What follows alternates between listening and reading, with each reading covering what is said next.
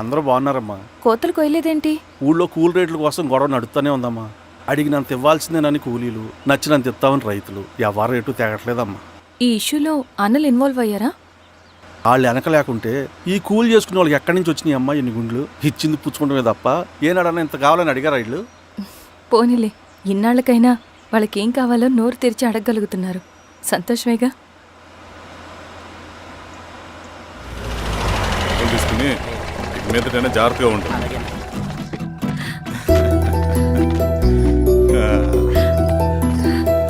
బాగున్నావమ్మా? బాగున్నానన్నయ్య, నువ్వెలా ఉన్నావు? బాగున్నాను. రా లోపలికి వెళ్దాం. రా కూర్చో. సో ప్రయాణం అంతా బాగానే జరిగింది కదా? నీ ఫేవరెట్ నెత్తిపూరి. రా వడ్డిస్తారా? ప్లేట్ తిప్పు. నాకొద్దన్నయ్య, నాకు మంచి కాఫీ తాగాలని ఉంది. అమ్మో, నీకు నచ్చినట్టు కాఫీ చేయాలంటే ఆ దేవుడి దిగి రావాలి తల్లి. ఏంటో అన్నయ్య, మంచి కాఫీ తాగకపోతే ఇక ఆ రోజంతా అదోలా ఉంటుంది నాకు. రేయ్ సామే, అయ్యా అర్థమైంది. శిరీష్ అమ్మకి మంచి కాఫీ కావాలి, అంతేగా నేను వెళ్ళి పట్టుకొచ్చేస్తా. ఎక్కడికి స్వామి? మన ఊళ్ళో మెగాస్టార్ హోటల్ ఉందమ్మా, అందులో కాఫీ చాలా బాగుంటది. నేను వెళ్ళి పట్టుకొచ్చేస్తా. స్వామి, అమ్మా కాఫీ అంటే అక్కడికి వెళ్ళి వేడి వేడిగా తాగాలి. నేను వస్తాను పద. అవునమ్మా, అక్కడ నేను కూడా తాగాను, చాలా బాగుంటుంది. వెళ్ళు. థ్యాంక్ యూ అన్నయ్య. ఆడుతూ పాడుతూ పని చేస్తాం. కాఫీ బాగుంది. ఎవరు చేశారు? మా రవణ పెట్టాడమ్మా. రవి? ఎవరు రమ్మను? రవణ మేడం పిలుస్తున్నారు.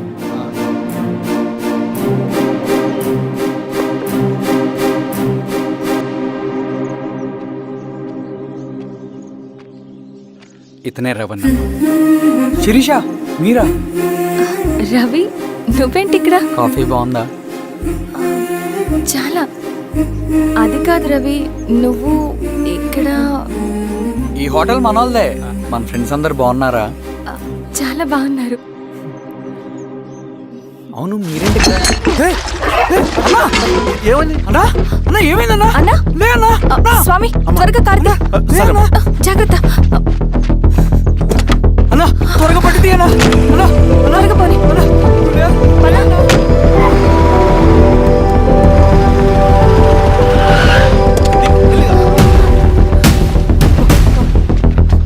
Doctor doctor, doctor!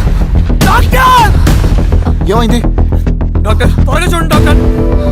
లోపల తీసుకురండి.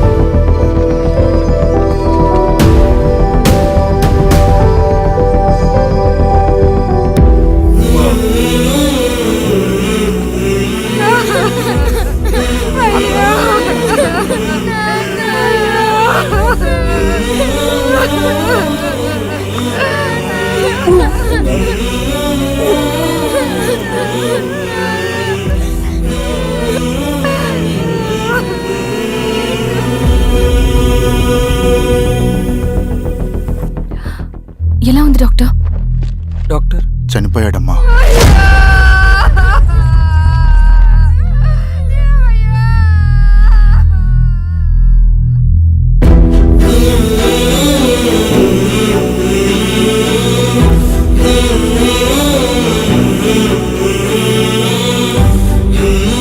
ఆ పేపర్స్ ఏంటి రవి? అతని భూమికి సంబంధించిన పేపర్స్. ఒక సంవత్సరం నుంచి ఈ పేపర్స్ పట్టుకుని ప్రతిరోజు ఎంఆర్ ఆఫీస్ చుట్టూ తిరిగేవాడు. భూమిని తాకట్టు పెట్టి అప్పు తీసుకున్న పాపానికి టైంకి వడ్డీ కట్టలేదని అప్పిచ్చిన ఆ దొర ఎంఆర్ఓ ఆఫీస్లో లంచం ఇచ్చి భూమిని తన పేరు మీద రాయించుకున్నాడు. ఈ ఎంఆర్ఓ ఆఫీస్లో ఎవరు నిజాయితీగా పనిచేయట్లేదండి. చెట్టు కట్టి నరకాలు ఒక్కొక్కడిని. నరికేడువేంటి రవి? నువ్వు కాగితం మీద ఒక బొమ్మ గీస్తావు, ఒక చోట సరిగ్గా రాదు. ఏం చేస్తావు? ఎరేజర్తో సరిచేస్తావా, లేకుంటే ఆ పేపర్ని చింపేస్తావా? మరి మనుషుల విషయంలో ఎందుకు రాదు ఆ ఆలోచన? తప్పు చేసిన ప్రతి ఒక్కరిని నరుక్కుంటూ పోతే చివరికి మిగిలేది మనుషులు కాదు, శవాలు.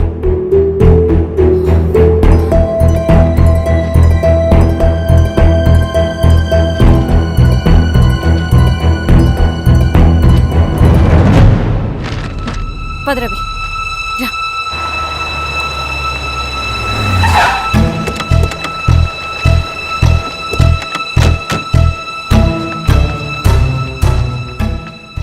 పానుకోటి నర్సయ్య ల్యాండ్ ఎవరు చూస్తున్నారు? మీరెవరు? ఇదిగోండి అప్లికేషన్.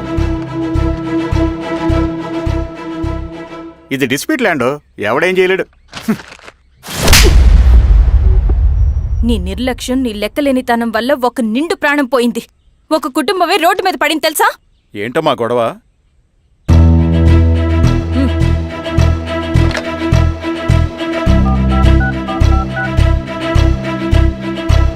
Hello sir.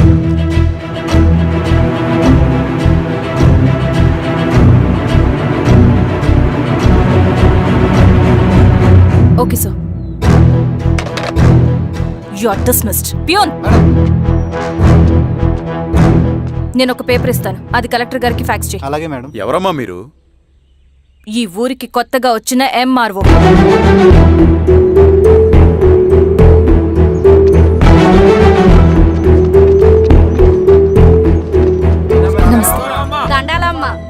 మీ పరిస్థితులు నాకు తెలుసు. పని చేస్తేనే మీకు పూట గడుస్తుంది. పనులు మానుకుని మీరు ఈ ఆఫీస్ చుట్టూ తిరగాల్సిన అవసరం లేదు. మరి ఎట్టాగమ్మా? నేనే మీ ఊరొస్తాను. ఆ రోజు అరగంట వీలు చూసుకుంటే చాలు, మీ పని పూర్తయిపోతుంది. దండాలమ్మా.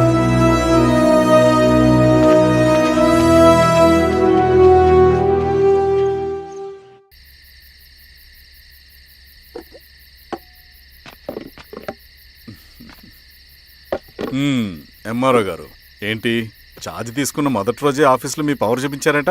అన్నయ్య, నువ్వు సస్పెండ్ చేసిన వ్యక్తి నా దగ్గరికి వచ్చాడమ్మా. పాపం కన్నీళ్లు పెట్టుకున్నాడు. అతడి వల్ల నష్టపోయిన ఒక వ్యక్తి నా కళ్ళ ముందు చనిపోయాడన్నయ్య. కన్నీళ్లు ఎన్నిసార్లు తుడుచుకున్నా పోతాయి, కానీ వీళ్ల నిర్లక్ష్యంతో పేదవాళ్ల ప్రాణాలే పోతున్నాయి. అన్నయ్య, మనూరి సమస్య పేదరికం కాదు, నక్సలిజం. నాలాంటి ప్రభుత్వ ఉద్యోగులు వాళ్ళ డ్యూటీలు సక్రమంగా చేయకపోవడం వల్ల విసిగిపోయిన జనం అడవిలో వాళ్ల హెల్ప్ తీసుకుంటున్నారు. ఒక వ్యవస్థ ఇక్కడ సరిగ్గా పనిచేయనందుకే మరో వ్యవస్థ అక్కడ పుట్టింది. అందుకే నా పన్నం చేయనివ్వండి. స్నానం చేసి రండి, భోజనం చేద్దాం.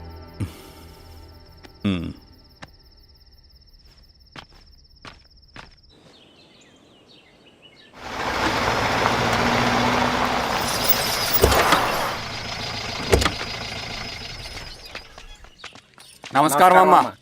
నమస్తే. ఇలా రండి. మీ ఊరు నుంచి కొందరు ఎంఆర్ఓ ఆఫీస్లో అప్లికేషన్స్ ఇచ్చారు. తను వాళ్ళ పేర్లు చెప్తారు, వాళ్ళని పిలవండి. అలాగే మేడం. వెళ్ళండి. Madam, coffee. నువ్వెప్పుడు వచ్చావు రవి? మీరు గంటకోసారి కాఫీ కావాలంటారు కదా, మాటి మాటికి వెళ్ళి రావడం ఎందుకని వచ్చేసా.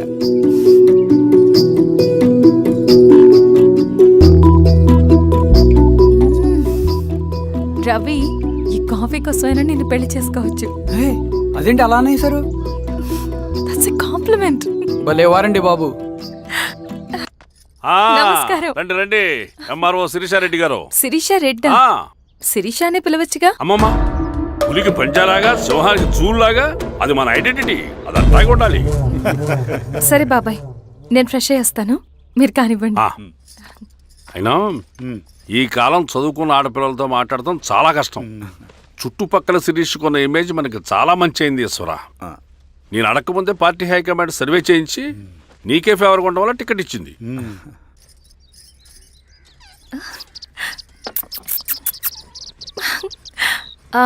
అనేవాళ్ళు ఎక్కడ?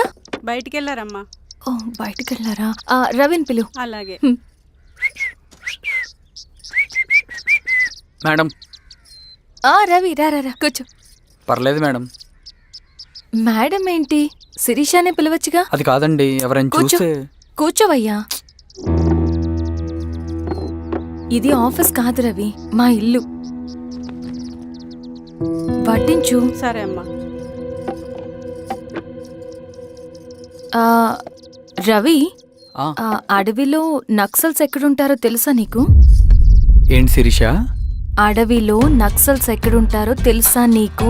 ఎందుకు శిరీష గారు? తెలుసా తెలీదా? నాకెలా తెలుస్తుందండి? చూచాయిగా ఆయన తెలీదా? సరే, ఎక్కడుంటారో నాకు ఐడియా ఉంది. సాయంత్రం ఇద్దరం కలిసి వెళ్దాం. అది కాదండి. నువ్వు వస్తున్నావు అంతే. తిను. ఇది ఎక్కడ గొడవరా బాబు? సడన్గా నక్సల్స్ అంటుంది, అడువంటుంది. కొంప తీసి నా మీద ఏమైనా అనుమానం వచ్చిందా ఏంటి? రవి, ఇక్కడే ఆపు ఒకసారి. ఎందుకు ఇప్పుడు ఈ టైంలో అడ్వెంచర్లు? ఇప్పుడు జరగరాంది ఏమైనా జరిగితే రేపు మీ అన్నయ్యకి తెలిస్తే బాగోదు. రవి, చుట్టూ చూడు. పైన వెన్నెల, పక్కనే అడవి. అబ్బో, ఎంత బ్యూటిఫుల్ గా ఉందో. అవునా? అవునా ఏంటి? అసలు ఎప్పుడు చూసినా ఎందుకలా డల్ గా ఉంటున్నావు? కాలేజీలో ఇలా ఉండేవాడివి కాదు కదా, ఏమైంది? అది ఒక్క నిమిషం. హలో మేడం, పేషెంట్కి అర్జెంటుగా ఏ పాజిటివ్ బ్లడ్ కావాలి మేడం. రవి, ఆ? అర్జెంటుగా హాస్పిటల్కి పోని. ఏమైంది? పోనీ. రండి మేడం, ప్లీజ్ రండి. పోలీసులకి నక్సల్స్కి కాల్పులు జరిగాయి. ఆ కాల్పుల్లో గూడెం కుర్రాడు ప్రాణాపాయ స్థితిలో ఉన్నాడు. తన బ్లడ్ మీ బ్లడ్ సేమ్. ఆ బ్లడ్ గ్రూప్ మా హాస్పిటల్లో లేదు. అందుకే మీకు కాల్ చేశాను. ఓ అవునా? అవును మేడం. పదండి డాక్టర్. Thank you madam.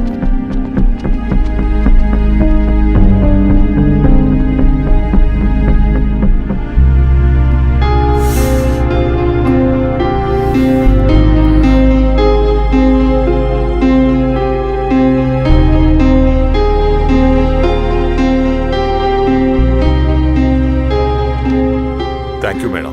పర్లేదు డాక్టర్. ఇప్పుడు అతనికి ఎలా ఉంది? తను స్పృహలో లేడు మేడం. రవి, నీ దగ్గర మనీ ఉందా? ఉన్నాయి. ఇవ్వు. ఇది అతనికి అందించండి. ఓకే. జాగ్రత్తగా చూసుకోండి. అలాగే మేడం. అమ్మా, భోజనం తీసుకురమ్మంటారా? నాకేం వద్దు. భోంచేయకపోతే ఆరోగ్యం పాడవుతుంది శిరీష. నువ్వు వెళ్ళి తీసురా అమ్మా. సరే. రవి, నాకు ఒక మంచి కాఫీ చేసిస్తావా? తలనొప్పిగా ఉంది. చేసిస్తా కానీ తర్వాత నువ్వు భోంచేయాలి.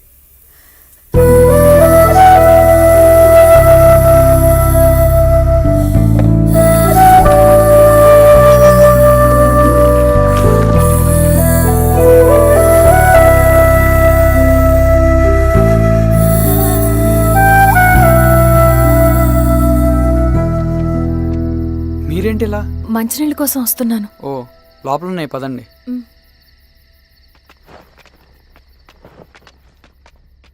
ఇదిగోండి మంచినీళ్ళు.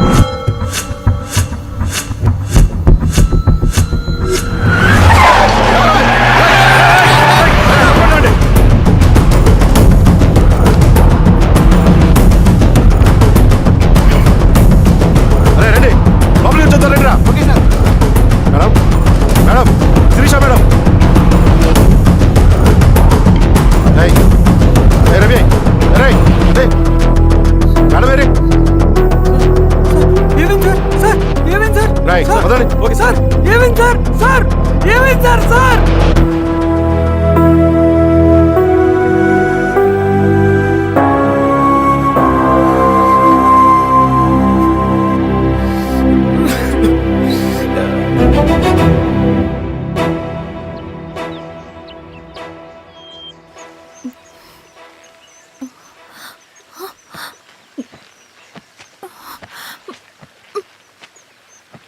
నమస్తే ఎంఆర్ఓ గారు. మా అడవిలో మర్యాదలు ఇలాగే ఉంటాయి. షాక్ అవ్వాల్సిన అవసరం లేదు. జెడ్పీటీసీ ఎలక్షన్ జరగటం మాకు ఇష్టం లేదు. అవి ఆగాలంటే 2 దారులున్నాయి. ఒకటి మీరు విత్డ్రా చేసుకోవాలి, లేదా మీరు చనిపోవాలి.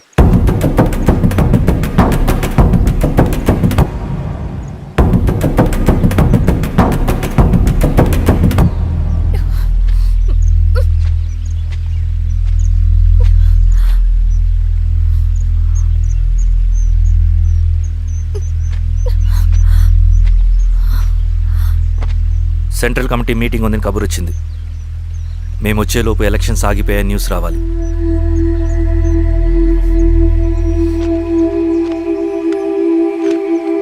ఇదిగో రవి. లాల్ సలాం comrade.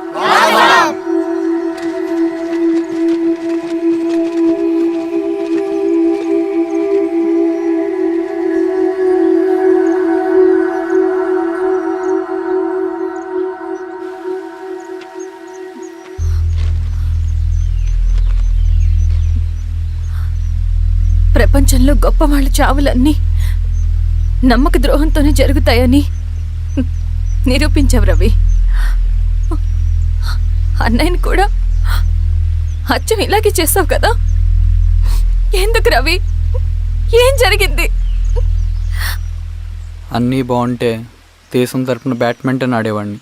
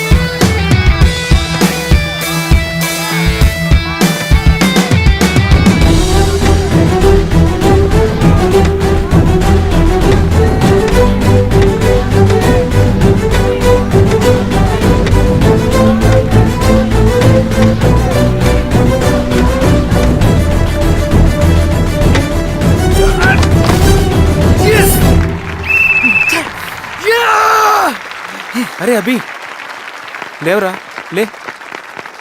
Congratulation. Thank you sir. Ravi,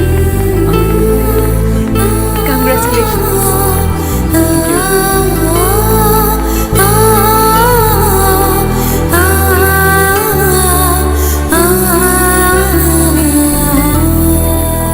sir, Gangineni Venkateswararao గారి ఎర్రజెండా పుస్తకం ఎక్కడుంది? రవి దగ్గర ఉందమ్మా.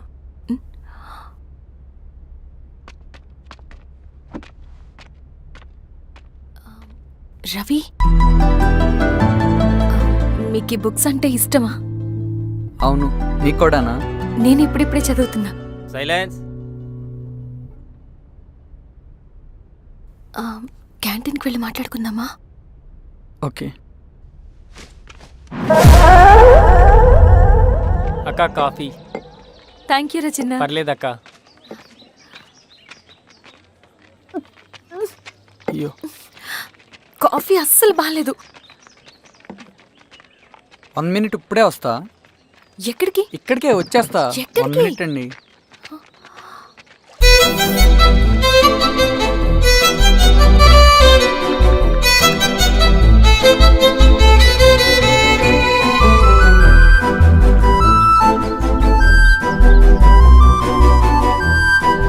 ఒకసారి ఈ కాఫీ టేస్ట్ చేయండి.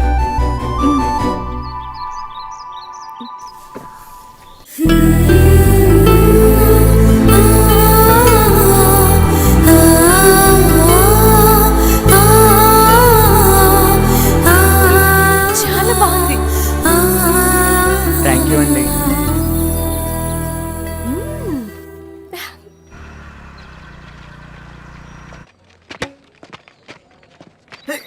Wow, sir. ఇటురా రవి.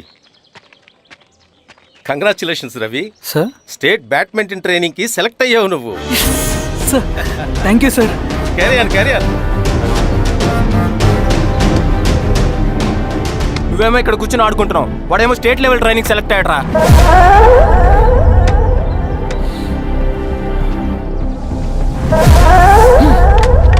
అరే మొత్తానికి నువ్వు అనుకున్నది సాధించావురా. రే, ఎప్పుడు మనం ఎంచుకున్న మార్గమే మన జీవితాన్ని మారుస్తుందిరా. Hi Ravi. All the best Ravi. నీకోసమే తీసుకో. Thank you. బాయ్.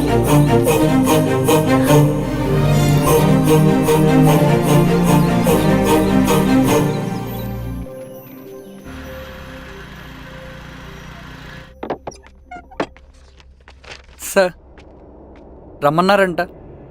ఎందుకు అలా చేసావు రవి నువ్వు? ఏవేం సార్, నేనేం చేశాను? ఇదేమిటో చూడు. Question paper sir. అవును, రేపు జరగబోయే టర్మ్ ఎగ్జామ్ పేపర్. నువ్వు లీక్ చేసిన పేపర్. సార్ అసలు నువ్వు ఇలా చేస్తావనుకోలేదు. సార్ నేను క్వశ్చన్ పేపర్ లీక్ చేయట్లేండి సార్. నేనంతా చదువుకుంటూ రూమ్ లోనే ఉన్నాను సార్. నన్ను నమ్మండి సార్. ఈ జెర్సీ నీదే కదా?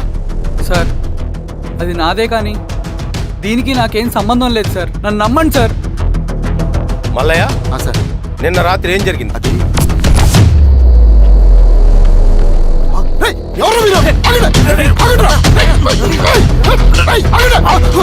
సార్ అతను అబద్ధం చెప్తున్నాడు సార్. నాకేం తెలియదు సార్. నేను దొంగతనం చేయలేదు సార్. నన్ను నమ్మండి. ఐఎమ్ వెరీ సారీ రవి, నేనేం చేయలేను. తప్పు నువ్వే చేసావని అన్ని నీ వైపే ఉన్నాయి. నిన్ను రెస్టికేట్ చేయడం తప్ప నాకు వేరే ఆప్షన్ లేదు. సార్ అంత పని చేయమాకండి సార్. నా లైఫ్ పోతుంది సార్. ఇండియా తరపున బ్యాడ్మింటన్ ఆడాలన్నది నా డ్రీమ్ సార్. నన్ను నమ్మండి సార్. సార్ సార్ సార్ నాకేం తెలియదు సార్. నన్ను నమ్మండి సార్. సార్ నాకేం తెలియదు సార్. నిజంగా నాకేం తెలియదు సార్. సార్ నన్ను నమ్మండి సార్. సార్ నేనేం తప్పు చేయలేదు సార్. నాకేం సంబంధం లేదు సార్. నన్ను వదిలేయండి సార్. సార్ నన్ను వదిలేయండి సార్. కాలేజ్ తరఫున స్టేట్కి వెళ్ళి ఆడదాం అనుకున్నాను. నా కొడుకు తాళం అక్కడే ఉంది కదా.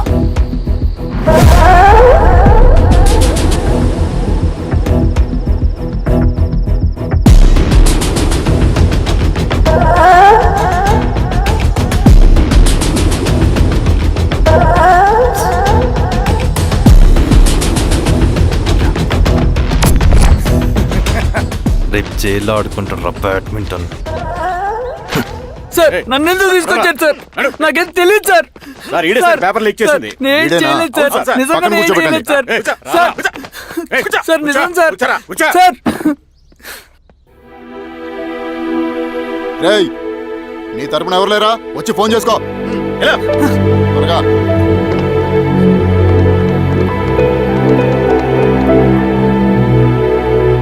సార్ నేను రవీన్ సార్. రవి చెప్పు. సార్ నేను పోలీస్ స్టేషన్ లో ఉన్నాను సార్. మీరు నాన్న అర్జెంట్ గా రండి sir, please sir. Police station ఏమైంది రవి? ముందు మీరు రండి సార్ ప్లీజ్. నేను చెప్తాను సార్. సరే సరే వస్తున్నా. వెళ్ళి కూర్చో. సార్ అయ్యా దండలయ్యా. రే రవి నాన్న, ఏమైందిరా? నాకేం తెలియదు ఏయ్, నాన్న. నువ్వు ఆగు. నీ కొడుకు క్వశ్చన్ పేపర్స్ దొంగతనం చేసి దొరికిపోయాడు. ఎఫ్ఐఆర్ రాసి కేసు పెడితే జైలు శిక్ష పడుతుంది. అలా కాకుండా కేసు క్లోజ్ చేయాలంటే 2 లక్షలు కావాలి. వెళ్ళి తీసుకొని రా. అర్థమైందా? ఏదో ఉన్నాయ్యా. ఏయ్, నా సంగతి నీకు తెలుసు కదా. లోపలేస్తే 10 సంవత్సరాలు బయటికి రాడు. వెళ్ళి డబ్బులు కొట్టరా.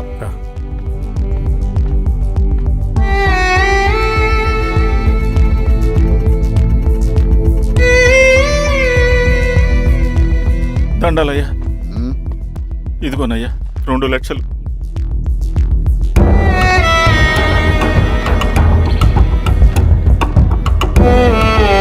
రేయ్, ఆయన పంపించండి రా. ఎలా నిజంగా దీనికి నాకేం సంబంధం లేదు నాన్న. త్వరగా ఉండండి రా. బంగారం లాంటి భూమిది. అరే ఏంకన్నా, పటేల్ మీ పొలం దున్నేస్తున్నాడు. పట్టేలు మా పొలం దూరం పెట్టరా? పదయ్యా. రవి పద.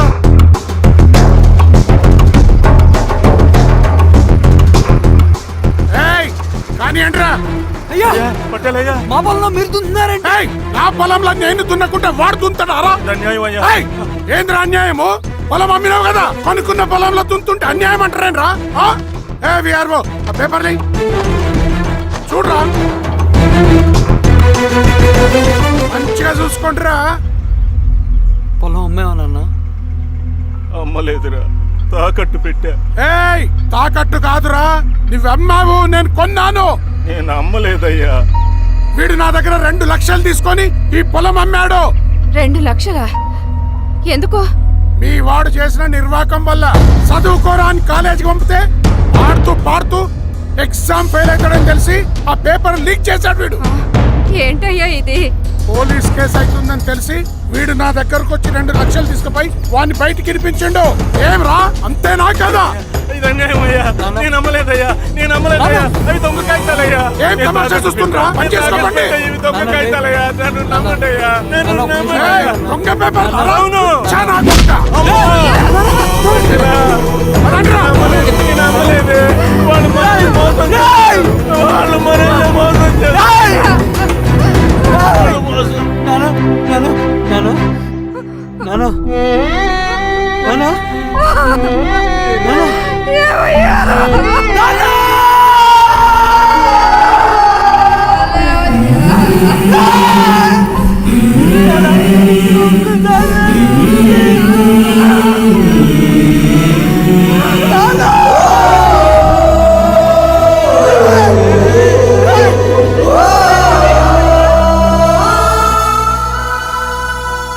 నాన్న చనిపోయిన తర్వాత మా భూమి కోసం వెళ్ళి పై అధికారులను కలిశాను, కానీ వాళ్ళు కూడా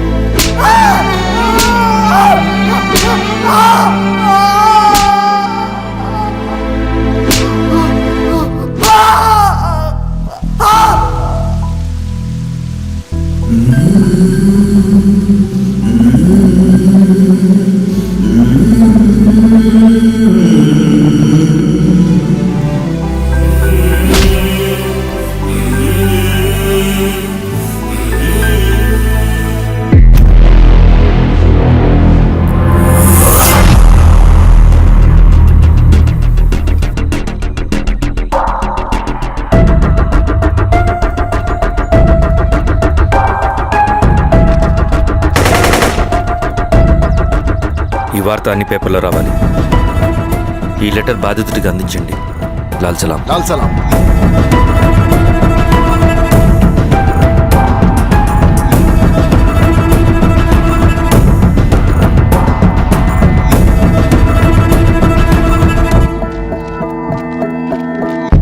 ఈ పీడిత భూస్వాముల నుండి విముక్తి కోసం విప్లవ పోరాటం చేయాలి. పేద ప్రజలను సమసమాజం వైపు నడిపించాలి. దళం నిన్ను ఆహ్వానిస్తుంది. రా, జనం కోసం పోరాటం చేద్దాం. లాల్ సలాం.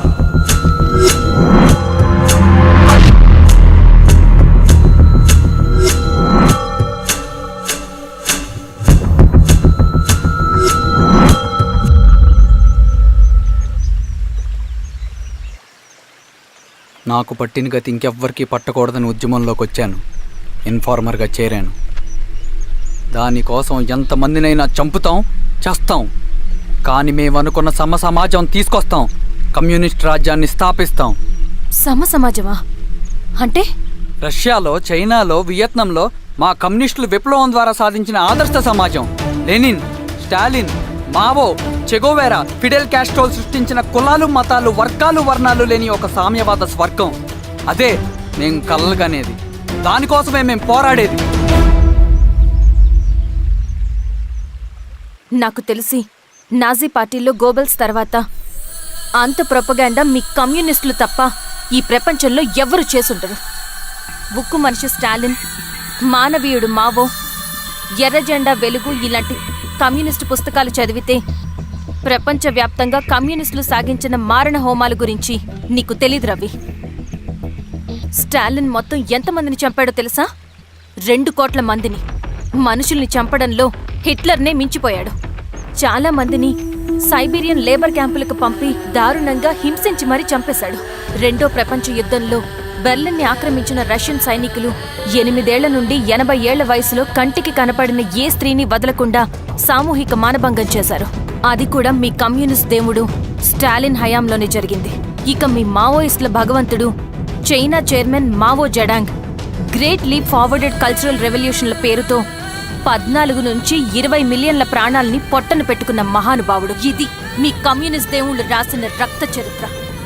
ఆ దేశాలలో పేపర్లు ఉండవు, టీవీలు ఉండవు, స్వతంత్రమే ఉండదు. 1962లో చైనా మన దేశం మీదకి దాడి చేసి భూభాగాన్ని ఆక్రమించినప్పుడు ఒక్కరు కూడా నోరు మెదపలేదు.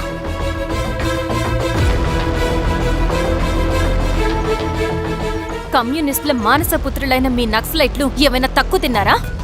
పశ్చిమ బెంగాల్లోని నక్సల్బరి అనే గ్రామంలో 1965లో జోతేదార్ల దౌర్జన్యానికి వ్యతిరేకంగా పుట్టిందే మీ ఉద్యమం. A for arms, B for Bengal, C for Charu Majumdar. చారు మజుందార్ చెప్పిన స్టేట్మెంట్ గుర్తుందా? వర్గశత్రువుని ఖతం చేసి వాడి నెత్తుట్లో చేతులు ముంచని వాడు విప్లవకారుడు ఎలా అవుతాడు? అక్కడి నుంచి మొదలైంది మీ నక్సల్స్ హింసాకాండ. 1965 నుంచి ఇప్పటిదాకా 1,00,000 మందిని ఉద్యమం పేరుతో చంపేశారు. కేఎస్ వ్యాస్, పరదేశీ నాయుడు, ఉమేష్ చంద్ర, శ్రీపాదరావు, దుగ్గిరాల వెంకట్రావు, హైగ్రీవాచారి, బుడ్డా వెంగల్ రెడ్డి, ఇలా చెప్పుకుంటూ పోతే ఎంతో మంది మీ చేతుల్లో చంపబడ్డారు. ఇంతమందిని చంపి ఏం సాధించారు మీరు? కంపెనీలు తెచ్చారా? ఉద్యోగాలు ఇప్పించారా? ఇళ్లు కట్టారా? హాస్పిటల్స్ పెట్టారా? ఏం చేశారు మీరు? You did nothing. కడితే డెవలప్మెంట్, కూల్చితే విధ్వంసం. విధ్వంసం చేశారు కానీ డెవలప్మెంట్ ఏం చేశారు మీరు? అంటే ఇన్నేళ్ల ఉద్యమంలో మేం మంచి చేయలేదా? లేకే, ఖచ్చితంగా చేశారు. తెలంగాణ సాయుధ పోరాటం, శ్రీకాకుళం సాయుధ పోరాటం వాళ్ళ చలవే. భూస్వాములు తగ్గి కూలీ రేట్లు పెరిగాయి అంటే అది మీ చలవే. నంబూద్రిపాద్, జ్యోతి బసు, సోమనాథ్ చటర్జీ, పుచ్చలపల్లి సుందరయ్య, తరిమెల నాగిరెడ్డి, చంద్ర రాజేశ్వరరావు, నల్లా నరసింహులు ఒక్కొక్కరు ఒక్కో లెజెండ్. కానీ వీళ్ళు ప్రజానాయకులు. తుపాకీ పట్టి అడవిల్లోకి వెళ్లలేదు. ఎలక్షన్స్ లో గెలిచి ప్రజా సమస్యల్ని పరిష్కరించారు. కానీ మీరేంటి ఎలక్షన్స్ వద్దు అంటున్నారు? ఒక తుపాకీతో మనిషి ప్రాణాలు తీసే బదులు ఒక పెన్నుతో 10 మంది ప్రాణాలు కాపాడొచ్చు. మీలాంటి వాళ్ళు ఉండాల్సింది ఎర్ర జెండా నీడలో కాదు, దేశ జెండా నీడలో. చంపుకుంటూ పోతే ఒకరోజు మనకిష్టమైన వాళ్ళని కూడా చంపుకోవాల్సి వస్తుంది రవి. నా మాట విను. ఇవన్నీ వదులుకుని నాతో రా. ఈ అడవి బయట నీకు గొప్ప ఫ్యూచర్ ఉంది.